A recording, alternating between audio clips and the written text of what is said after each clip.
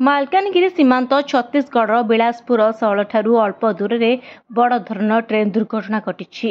ଟ୍ରାକ୍ରେ ଅଟକିଥିବା ଏକ ମାଲବାହୀ ଟ୍ରେନ୍ ଉପରେ ପାସେଞ୍ଜର ଟ୍ରେନ୍ ଚଢ଼ିଯିବା ଫଳରେ 10 ଜଣଙ୍କର ମୃତ୍ୟୁ ହୋଇଛି, 20ରୁ ଅଧିକ ଗୁରୁତର ଆହତ ହୋଇଛନ୍ତି। ମଙ୍ଗଳବାର ଅପରାହ୍ନ ପ୍ରାୟ 4ଟାରେ ଏହି ଦୁର୍ଘଟଣା ଘଟିଥିଲା।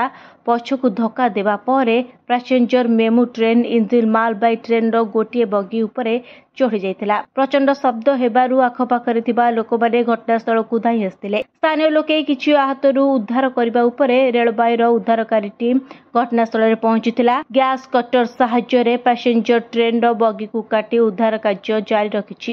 ବହୁ ସଂଖ୍ୟାରେ ଯାତ୍ରୀ ମେମୁ ଟ୍ରେନ୍ରେ ଫସି ରହିଛନ୍ତି। ଶେଷ ଖବର ସୁଦ୍ଧା କିଛି ଆହତଙ୍କୁ ନିକଟସ୍ଥ ଡାକ୍ତରଖାନାରେ ଭର୍ତ୍ତି କରାଯାଇଛି। ଦକ୍ଷିଣ ପୂର୍ବ ମଧ୍ୟ ରେଳବାଇ ମହାପ୍ରବନ୍ଧକ ତରୁଣ ପ୍ରକାଶ ଘଟଣାସ୍ଥଳରେ ପହଞ୍ଚିଛନ୍ତି।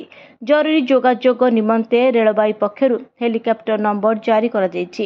ତେବେ କେଉଁ ପରିସ୍ଥିତିରେ ଏତେ ବଡ଼ ଦୁର୍ଘଟଣା ଘଟିଲା ତାହା ସ୍ପଷ୍ଟ ହୋଇପାରିନାହିଁ। ଉଦ୍ଧାର କାର୍ଯ୍ୟ ଶେଷ ହେବା ପରେ ମଣିଷକୃତ୍ୟ ନା ଯାନ୍ତ୍ରିକ ତ୍ରୁଟି ତାହାର ଯାଞ୍ଚ କରାଯିବ ବୋଲି ରେଳବାଇ ପକ୍ଷରୁ କୁହାଯାଇଛି। ମେମୁ ଟ୍ରେନ୍ର ଲୋକ ପାଇଲଟ, ସହକାରୀ ଲୋକ ପାଇଲଟଙ୍କର ସ୍ୱାସ୍ଥ୍ୟ ଅବସ୍ଥା ସଙ୍କଟାପନ୍ନ ରହିଛି। ମାଲବାହୀ କାର୍ ଦୁର୍ଘଟଣା ଟ୍ରେନ୍ରୁ ଡେଇଁ ଜୀବନ ବଞ୍ଚାଇଥିଲେ ସୁଦ୍ଧା ଗୁରୁତର ହୋଇ ମୃତକଙ୍କ ପରିବାର ପାଇଁ 10 ଲକ୍ଷ ଏବଂ ଗୁରୁତର ଆହତଙ୍କ ଲାଗି 5 ଲକ୍ଷ ଟଙ୍କାର ଆର୍ଥିକ ସହାୟତା ଘୋଷଣା କରାଯାଇଛି। ବ୍ୟୁରୋ ରିପୋର୍ଟ, ନ୍ୟୁଜ୍ ଦୁନିଆ।